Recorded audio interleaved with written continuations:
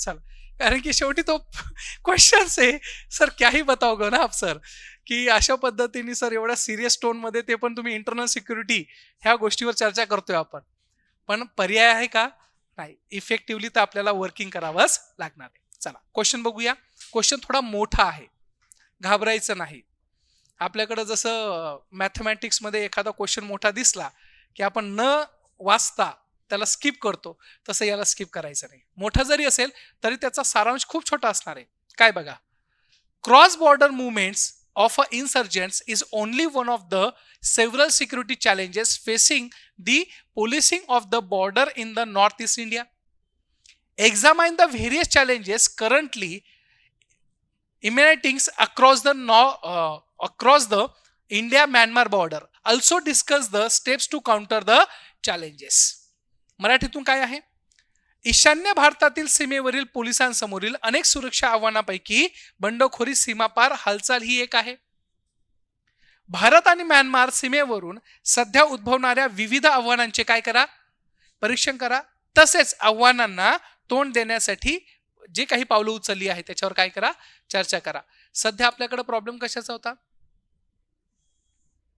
Myanmar बॉर्डरचाच होता, मणिपूर वगैरे ह्या संदर्भामध्ये. मग आपण होल त्याला असं कन्सिडर केलं, म्यानमार बॉर्डरचाच थोडा क्वेश्चनला मी समराईज करून टाकलं, म्हणजे तुम्हाला सगळ्याच नॉर्थ ईस्ट रिजनचा असलेला अभ्यास करता येईल तिथं. ठीक आहे. मग आता इथं बेसिक क्वेश्चन काय आहे? क्वेश्चन हा आहे की आपल्याकडं जेवढे पण काही बॉर्डर्स आहे, विशेषतः विथ रिस्पेक्टिव्ह म्यानमार, त्याच्या अंतर्गत जे काही पोलिसिंग करणारे लोक आहे त्यांना प्रॉब्लेम फेस करताय. कशामुळं? तिथलचे जे काही इन्सर्जन्सी ग्रुप्स आहे त्या इन्सर्जन्सी ग्रुप्स थोडे ऍक्टिव्ह झालेले आहे. मग अशा वेळेस त्या स्वरूपाच्या बाबतीमध्ये अनेक आव्हानांपैकी हे एक आव्हान आहे. तर अशा वेळेस आपल्या भारत सरकारने काय काय उपाययोजना केलेल्या आहे? बेसिक कळालं? म्हणजे सिंपल सोप्या भाषेमध्ये बॉर्डरचा इश्यू आहे, विदिन द बाउंड्री आणि आउट ऑफ द बाउंड्री, दोन्ही पद्धतीने आपल्याला हा क्वेश्चन डील करायचा आहे. काय आहे प्रस्तावना आपण बघू घेऊया, मग तुम्हाला अंदाज येऊन जाईल. लोकस काय असणार आहे? फोकस काय करायचं आहे? बंडखोराची सीमापार हालचाल आणि भारत म्यानमार विविधतेतील असलेले आव्हाने, ह्या दोन गोष्टी आपल्याला मेन्शन करायच्या. पहिलं काय मेन्शन करायचं आहे? बंडखोरीची सीमापार असलेली हालचाल, जे काही आपल्याकडं क्रॉस बॉर्डरिंग जे होतात आणि त्याच्यामध्ये जे काही प्रॉब्लेम्स आहे, आणि विशेषतः ते प्रॉब्लेम सॉर्ट आउट करण्यासाठी इंडिया आणि म्यानमारच्या संदर्भामध्ये जी काही आव्हाने आपण भारत देश फेस करतोय, तर त्याच्यासाठी काय काय आव्हाने आहे याच्याबद्दल माहिती द्यायची. आता या बाबतीमध्ये प्रस्तावना कशी असायला पाहिजे? Short but simple. काय केलेलं आहे? भारत आणि म्यानमार मधील सीमा ही केवळ नकाशावरील एक रेषा नाहीये. हा एक आव्हानात्मक क्षेत्र आहे जो विविध सुरक्षा समस्यांनी भरलेला आहे. जसं की काय आहे? ड्रग्ज तस्करी सारख्या बेकायदेशीर कार्यापासून ते बंडखोराशी संबंधित असलेल्या समस्यापर्यंत. म्हणजे मी काय केलं? 2 लाईन मध्ये सगळे प्रॉब्लेम सांगण्याचा प्रयत्न केला. विदिन द बाउंड्री आणि आउट ऑफ द बाउंड्री काय काय प्रॉब्लेम्स आहे. जसं की ड्रग्ज माफिया किंवा ड्रग्जचं असलेलं देवाणघेवाण असेल, बंडखोरी करणारे जे तिथलचे इन्सर्जन्सी ग्रुप्स आहे त्या इन्सर्जन्सी ग्रुप्स बद्दल पण मी इथं काय दिली आहे? इनडिरेक्टली माहिती देण्याचा प्रयत्न केलेला आहे. मग आता अशा वेळेस तुमचं काम आहे की अशा वेळेस तुम्हाला या स्ट्रक्चरमध्ये काय काय आलं पाहिजे हे तुम्हाला लिखाण करायचंय. घ्या, तुम्हाला 7 मिनिटं घ्या, बस 1 मिनिट जास्त देतो. बघूया स्ट्रक्चर कसं बनवता येईल आपल्याला. सिंपल होतं स्ट्रक्चर, त्याला आपण जास्त एक्सटेंड नव्हतं करायला पाहिजे. स्ट्रक्चरमध्ये 2 कंपोनंटवर जास्त फोकस करायचा होता. एक होता तो म्हणजे काय? सुरक्षेची आव्हाने. मी तुम्हाला सांगितलं ना, क्वेश्चन मोठा दिला पण बेसिकली त्याच गोष्टी होत्या की नाही. सुरक्षेला जे काही आपल्या आव्हाने समोर फेस करतोय तर त्याच्यासाठी असलेल्या काय गोष्टी असायला पाहिजे, तर तेवढंच विचारले होते. ती आव्हाने कोणती कोणती आहे आणि आव्हानांना तोंड देण्यासाठी केलेल्या उपाययोजना. मी तुम्हाला ते सांगतो ना की जेव्हा आपण इंटरनल सिक्युरिटीचा अभ्यास करतोय, बॉर्डरवरचा विषय येऊ द्या किंवा इंटरनल स्वरूपातला असलेले काही विषय येऊ द्या, आव्हाने नियर टू बी सेमच असणार आहे. फक्त त्याच्यामध्ये फरक कुठं पडतो? ज्यावेळेस आपण उपाययोजनांचा संदर्भ घेतोय. बरोबर आहे. मग बॉर्डर मॅनेजमेंटसाठी उपाययोजना वेगळ्या आहे, सायबर सिक्युरिटीसाठी उपाययोजना वेगळ्या आहे. सेम त्या प्रकारे आपल्याकडं बॉर्डर मॅनेजमेंटमध्ये किंवा बॉर्डरच्या इश्यूजला डील करण्यासाठी काय काय आव्हाने आहे आणि त्याच्यावर उपाययोजना काय आहे हे आपल्याला फाइंड आउट करायला सांगितलेलं यांनी. मग आता इथं सुरक्षा आव्हाने काय काय आहे, आता थोडंसं आपण कॅटेगरायझेशन करू की एक्झॅक्टली कशा प्रकारे याला आपण सिस्टमॅटिक वे मध्ये इस्टॅब्लिश करता येऊ शकतं. सुरक्षा आव्हाने काय आहे, तर जसं की पहिले तुम्हाला काय सांगायचं आहे, बंडखोर असलेल्या कारवाया. आता आपल्या सगळ्यांना माहिती आहे की नॉर्थ ईस्ट रिजन म्हणजे हा काय असणार आहे, एका प्रकारचा बंडखोर करणारे असलेल्या गटांचा असलेला बालेकिल्ला आहे. मग अशा पद्धतीने आपल्याकडे विविध प्रकारचे असलेले बंडखोर करणारे विविध गट आहे आपल्याकडं. मग बोडोलँड कम्युनिटी पासून असू द्या किंवा नागालँडची डिमांड करणं असू द्या की अरुणाचल प्रदेशमध्ये असलेल्या एखाद्या असू द्या, ह्या सगळ्या गोष्टीमध्ये आपल्याला अल्टिमेटली बंडखोर करणाऱ्या जे कारवाया आहे त्यांचं असलेलं नावाचा संदर्भ तुम्हाला तिथं देऊन इथं सुरुवात करता येऊ शकते की सुरक्षाच्या आव्हानांमध्ये अशा अशा प्रकारच्या असलेल्या ह्या ज्या काही पर्टिक्युलर गट आहे, ह्या गटांमुळे सुरक्षिततेची असलेली काय झालेली आहे, इथं आव्हाने भारतासमोर पेल्या जाते. जसं की national socialist council of Nagaland, Kuki liberation front आहे, united liberation front of Assam ULFA, त्याच्यानंतर पीपल्स लिबरेशन आर्मी आणि मणिपूर नागा रिव्होल्युशन फ्रंट. ह्या स्वरूपाच्या बाबतीमध्ये तुम्ही इथं कारवाया करणाऱ्या गटांची नावं देऊन त्या प्रकारे तुम्ही सांगू शकतात की यस, सुरक्षेसाठी सगळ्यात मोठी असलेली आव्हाने within the India, within the boundary, ह्या अशा प्रकारच्या बंडखोरी करणाऱ्या इन्सर्जन्सी ग्रुप्सवर दिसून येते. सिंपल आहे. दुसरं काय सांगता येईल, आपल्याकडे अजून काय काय आव्हाने आहे, अंमली पदार्थांची तस्करी. तुम्हाला तर ह्या दोन्ही गोष्टी माहिती असेल, golden crescent and golden triangle, सांगायची गरज नाहीये. मग गोल्डन क्रिसेंट तुमच्या वेस्ट मध्ये आणि ईस्ट मध्ये काय आहे, बरोबर आहे, कंबोडिया, लाओस, व्हिएतनाम अशा प्रकारच्या असलेल्या भागातून आपल्याकडे काय केल्या जात आहे, अंमली पदार्थांची असलेल्या तस्करी केल्या जात आहे. मग ते कुठून करणार आहे, साहजिकच आहे, म्यानमार आहे, म्यानमारमधून नॉर्थ ईस्ट मध्ये आरामशीर इंटरफेअर करता येऊ शकतं. ह्या सगळ्या गोष्टी तुम्हाला तिथं सांगता आल्या पाहिजे की आपल्याकडं पर्टिक्युलर ह्या सगळ्या गोष्टीतून तुम्हाला त्या प्रकारचं मांडता आला पाहिजे. इथं तुम्हाला नकाशा खूप महत्वाचा होता. मॅपिंग ज्यानं काढलं, पण मॅप करताच पूर्ण भारताचा काढायचा का, फक्त कोणाचा काढायचा, नॉर्थ ईस्ट रिजन, हे फार महत्वाचं आहे. पूर्ण भारताचा काढला तर वाईट नाहीये, पण तुम्ही हायलाइटेड काय करणार ना, हायलाइटेड करता वेळेस तुम्हाला फक्त कोणता रिजन दाखवायचा आहे, कारण की क्वेश्चन कशाशी रिलेटेड आहे, नॉर्थ ईस्ट रिजनशी. मग अशा वेळेस तुम्ही त्या प्रकारचं तिथं हायलाइट करू शकतात. दुसरी गोष्ट काय आहे, मानवी तस्करी. मानवी तस्करी ही ह्युमन ट्रॅफिकिंग पण हा सगळ्यात मोठा इश्यू आहे, हा सगळ्यात मोठा प्रॉब्लेम आहे की आपल्याकडं नॉर्थ ईस्ट रिजन मधून ह्युमन ट्रॅफिकिंग केल्या जाते. लहान लेकरं असेल, मुलगा असो किंवा मुलगी असो, त्या स्वरूपाच्या बाबतीमध्ये ह्युमन ट्रॅफिकिंग खूप मोठ्या स्वरूपात होतीये इथून. मग अशा पद्धतीने असलेलं हा मानवीय तस्करीचा प्रकार किंवा मानवी तस्करीची असलेली तिला त्या प्रकारची प्रॉब्लेम्स आहे. सोबत काय सांगता येईल, शस्त्रास्त्रांची तस्करी. आज आपल्याला माहिती आहे की हे बंडखोरी करणारे जे लोक आहे ते कंटिन्युअसली डिमांड करताय की आम्हाला सेपरेट असायलाच पाहिजे, म्हणजे north east is not subject to be consider as the part of the whole India. If you just saying that it's a 7 sisters, आणि त्या 7 सिस्टरला एकच भाऊ आहे तो म्हणजे भारत, हे मान्य करायला तयार नाही तिथलचे लोक. मग तिथलचे बंडखोरी करणारे लोक हातात काय उचलताय, शस्त्रास्त्र. मग येता कुठून ते शस्त्रास्त्र, वरतून कोण आहे, खालून कोण आहे, म्यानमार. उरलेले बाकीचे सगळे ऍडजस्ट करून देतात. मग हे प्रॉब्लेम्स आहे ना नॉर्थ ईस्ट रिजन मध्ये, हा सगळ्यात मोठा प्रॉब्लेम आहे. शस्त्रास्त्रांची काय केल्या जाते, तस्करी केल्या जाते. हे आव्हाने आपल्या समोर भरपूर आहे. मग अशा पद्धतीने तुम्हाला तिथं मेन्शन करणं अपेक्षित होतं, बरोबर आहे. त्याच्यानंतर काय आहे, बेकायदेशीर स्थलांतरण, सांगायची गरज नाहीये.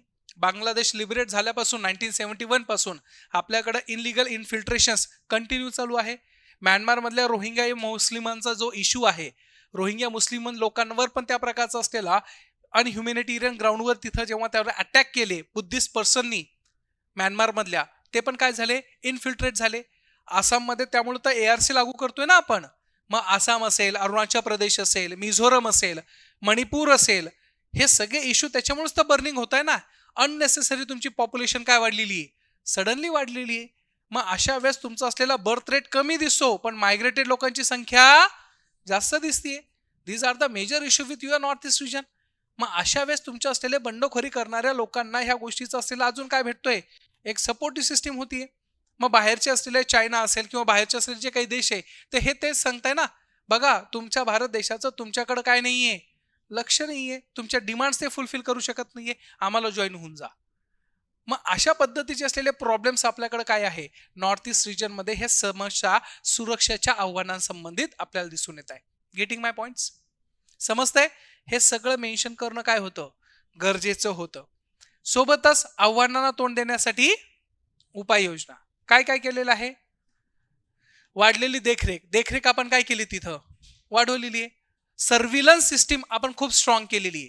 आतापर्यंत फक्त फेन्सिंग करून किंवा फेन्सिंगच्या आधारावर तुम्ही काय करत होते, नॉर्थ ईस्ट रिजनच्या बॉर्डरचं असलेली देखरेख करत होते. परंतु आता ड्रोनचा वापर करायला सुरुवात केली आहे. अनमॅन एअर व्हेकल्सचा आपण वापर करायला सुरुवात केली आहे. त्याच्यावर क्वेश्चन पण विचारला होता 2023 मध्ये UPSCने. अनमॅन एअर व्हेकल्स जसं की फॉर एक्झाम्पल ड्रोनच म्हणायला हरकत नाहीये. मग त्याच्या माध्यमातून तुम्ही सर्व्हिलन्स करताय. नाईट व्हिजन गॉगल्स आता तिथलच्या बॉर्डरच्या लोकांना तुम्ही दिलेले, मिलिटरी पर्सन्सला दिलेले आहे. त्या स्वरूपाच्या बाबतीमध्ये फेन्सिंग आपली पहिले तारांची असायची, आता करंटची असलेली फेन्सिंग आपण तयार केलेली आहे. डिजिटल फेन्सिंग पण त्यांना म्हणू शकतो आपण. अशा विविध प्रकारच्या असलेल्या देखरेखीचा वापर पर्टिक्युलर तुमच्या बॉर्डर मॅनेजमेंट इश्यूशी संबंधित असलेल्या प्रॉब्लेम्सला सॉर्ट आउट करण्याचा भारत सरकारने काय घेतलेला आहे, निर्णय घेतलेला आहे. Mention over there. हे सगळे जे नवीन इनिशिएटिव्ह आहे, हे नवीन इनिशिएटिव्ह तुम्हाला माहिती असायला पाहिजे. सर हे नवीन इनिशिएटिव्ह आम्हाला कसं माहिती असणार, हा प्रश्न आहे. याच्यासाठी एक बुक सांगू. गव्हर्नमेंट ऑफ इंडियाचं एक बुक येतं, त्याचं नाव आहे इंडिया इयर बुक. कोणतं येतं, इंडिया इयर बुक. ते India year book government publish करतं. जानेवारी महिन्याच्या 15 किंवा 16 तारखेला मार्केटमध्ये येत असतं. नियर टू बी 350-400 रुपयाला आहे ते. त्याच्यामध्ये सगळ्या गोष्टीचं असलेलं गव्हर्नमेंटनी काय काय इनिशिएटिव्ह घेतले, ॲग्रिकल्चर पासून, पॉलिटी पासून, सिक्युरिटी पासून सगळ्या गोष्टीचा असलेला संदर्भ त्या पुस्तकामध्ये असतो. फक्त इंग्लिश आणि हिंदीमध्ये असतं. नाही ते पण सांगून दिलं म्हणजे कसं आहे, रिलॅक्सेशन मोड तुमच्यामध्ये आला पाहिजे. कारण की मला माहिती आहे की आपल्याला लगेच प्रॉब्लेम येतो. पण इंग्लिश एवढी पण अवघड नशी, शशी थरूरांची इंग्लिश नाहीये, आपली साधी स्टेट बोर्डची इंग्लिश आहे. त्यामुळे सोप्या भाषेत आहे. त्याच्यामध्ये खूप नवीन नवीन इनिशिएटिव्ह असतात.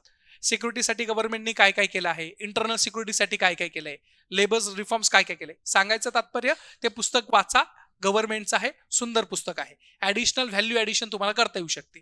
मग अशा पद्धतीने वाढलेली देखरेख आपण केलेली आहे. सोबतच काय केलेले आहे, पायाभूत सुविधा आपण इस्टॅब्लिश करायला केलेले. आपण आता त्या स्वरूपाच्या बाबतीमध्ये जेवढे पण बॉर्डर्स आहे ना, त्या बॉर्डर्समध्ये परमनंट रेसिडेंट हाऊसेस आपण तयार केलेले. काय केलेले आहे, परमनंट रेसिडेंट हाऊसेस तयार केलेले. म्हणजे सिंपल भाषेमध्ये तिथलच्या लोकांना स्थायिक होण्यासाठी पक्के घरं गव्हर्नमेंट बांधून देते. का, सगळ्यात मोठा प्रॉब्लेम काय माहितीये, बॉर्डरमध्ये तिथं निर्वस्ती स्वरूपातली असलेली लँड असते. बरोबर आहे. वस्ती नसेल म्हणजे त्या प्रकारे लोक राहत नसेल तर इन्फिल्ट्रेशन करायला काय असतं, त्यांना सोपं असतं. मग अशा वेळेस तिथं आपण काय केलेले आहे, असं घरे पण बांधून द्यायला सुरुवात केली आहे. बेसिक इन्फ्रास्ट्रक्चर डेव्हलप केलेली आहे. सगळ्यात मोठा प्रॉब्लेम काय, नॉर्थ ईस्टला काउंटर करण्यामध्ये तिथं बेसिक इन्फ्रास्ट्रक्चर नाहीये. का, कारण की हिली एरिया, डेन्स फॉरेस्ट आहे. चेरापुंजी नाव ऐकलं असेल, हायेस्ट रेनफॉल होतो तिथं. मग अशा वेळेस तिथं बेसिक इन्फ्रास्ट्रक्चर नसेल तर तुम्ही तिथलच्या असलेल्या बंडखोरी करणाऱ्या गटांना काउंटर करू शकतात का, नाही करू शकत आहे. मेन्शन करा की त्या स्वरूपाच्या बाबतीमध्ये भारत सरकारने आता नवीन पायाभूत सुविधांची असलेली निर्मिती त्याच्यामध्ये केलेली आहे. काही गव्हर्नमेंटची नवीन स्कीम तुमच्या वाचण्यात येत असेल with respect to your counter the terrorism किंवा काउंटर द त्या प्रकारचं असलेलं बंडखोरी गटांच्या बाबतीमध्ये मेन्शन करा त्याच्यामध्ये. त्याच्यानंतर काय, सीमा पारचे असलेले कर्मचारी वाढवले. बॉर्डर जे आहे सिक्युरिटीचे त्यांची संख्या काय केली आपण, वाढवलेली आहे. सोबतच द्विपक्षीय काय केलेले, सहकार्य, सगळ्यात महत्वाची भूमिका. कारण की हा प्रॉब्लेम विदिन द बाउंड्री आणि आउट ऑफ द बाउंड्री पण आहे. मग आता अशा वेळेस आपल्याला काय पाहिजे, एकमेकांचं सहकार्य पाहिजे. मग कोणाचं सहकार्य, म्यानमार असेल किंवा वरतून असलेला चीन असेल. भले की तो करत नाही परंतु तरी आपण काय करतोय, सहकार्याची भावना निर्माण करतोय. त्या प्रकारे म्यानमारला आपण सांगितले, त्या म्यानमारने हो म्हटलेले की we are ready to serve you everythings, तुम्ही सांगा फक्त काय करायचंय. मग तिथं आपण मंडी हाट नावाची असलेली गोष्ट चालू केली आहे बांगलादेश आणि म्यानमार सोबत. मंडी हॅट म्हणजे सिंपल भाषेमध्ये तुमचं असलेलं आठवडी बाजार ओपन केलेला आहे तिथं, की त्याच्यामध्ये तुमचं असलेलं म्यानमारचे असलेले लोक तिथे येऊ शकतात, बॉर्डरवर तिथं परचेस करू शकतात. त्या प्रकारचं असलेलं भाजीपाल्याची देवाणघेवाण केल्या जाणार आहे. कारण की त्यांचं पण सोर्स ऑफ लाईव्हलीहूड काय आहे, फॉरेस्टवरच डिपेंड आहे. मग अशा वेळेस तुमच्याकडे असलेले हे मंदी हाट वगैरे हे जे आहे ते आपण तिथं चालू केलेलं आहे. सामाजिक व आर्थिक काय करतोय आपण, विकास साध्य करतोय. योजनांचा भडीमार लायचा, कळतंय का हे. हे अशा पद्धतीने तुम्ही काय करायला पाहिजे, स्ट्रक्चराईज त्याला करायला पाहिजे. निष्कर्ष काय काढणार? निष्कर्ष एकच, भारत म्यानमार सीमेवरील सुरविषयक अनेक समस्यांना तोंड देण्यासाठी व्यापक धोरणाची काय आहे, आवश्यकता आहे. स्थानिक अर्थव्यवस्था बघा बरं, मी तुम्हाला सांगितलं ना मंडी हात, ते स्थानिक अर्थव्यवस्था आणि राहणीमान सुधारण्याच्या उद्देशाने घेतलेल्या उपक्रमासह प्रगत देखरेख, मजबूत पायाभूत सुविधा, वाढलेली गुप्तचर यंत्रणा, प्रादेशिक सहकार्य, सार्वजनिक शिक्षण एकत्रित करून सीमावर्ती अधिक सुरक्षित व त्या प्रकारे काय करू शकतो आपण, त्याला कॉन्क्रीट करू शकतो. लिहा असं. कन्क्लुजन काय वेगळं तिसरं काहीच नाही. कन्क्लुजन मध्ये काय करायचं आहे, समराईज करायचंय की भारत सरकारने ह्या गोष्टी केल्या आहे, पण हे गोष्टी करत असताना याचा असलेला संबंध हा काय आहे, महत्वपूर्ण आहे. Got it? व्यवस्थित लक्षात राहत आहे? स्ट्रक्चर कसं बनवायचंय ऍटलिस्ट माइंड मध्ये बसतंय का, समजतंय लेकरांनो? कारण काय, हे स्ट्रक्चर कसं बनवायचं आहे हे जर कळालं ना, ऑटोमॅटिकली आन्सर लिहिता येऊ शकतं आपल्याला. पण स्ट्रक्चर मध्ये काय पॉईंट्स यायला पाहिजे हे तुम्हाला कळायला